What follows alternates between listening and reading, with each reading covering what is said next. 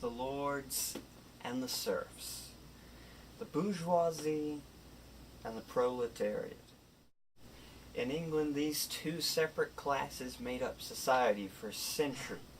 However, during the First Industrial Revolution, birth was given to a third class, the middle class. The middle class were made up of fairly well-off people. Most of their occupations were doctors and clergymen. As a result, they were really closer to upper middle class in today's American society.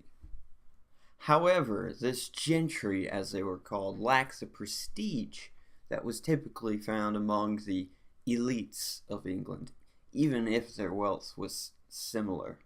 As a result, there was a certain stratification of the classes.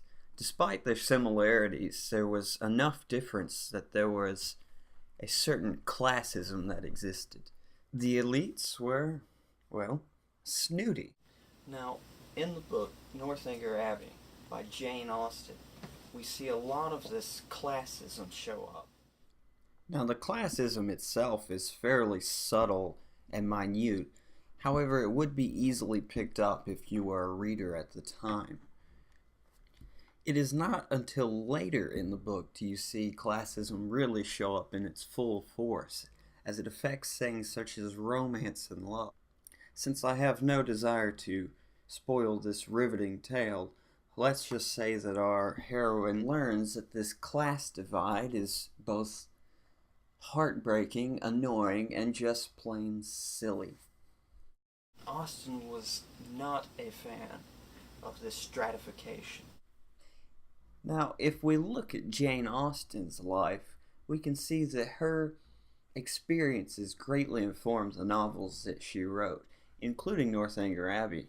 The aspect of this class divide which affected Austen the most is that related to love. We see that she had her heart broken by an upper-class Irishman by the name of Tom Lefroy. He refused to marry her, or at least so he says, because his parents did not want him with somebody beneath them. There is really a direct parallel here with Northanger Abbey and what happens to Catherine later in the book, although I will not spoil that for you.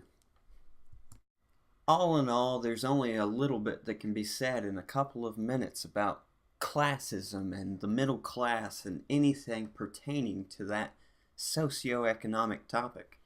Hopefully this has been a small insight into how these things affect literature.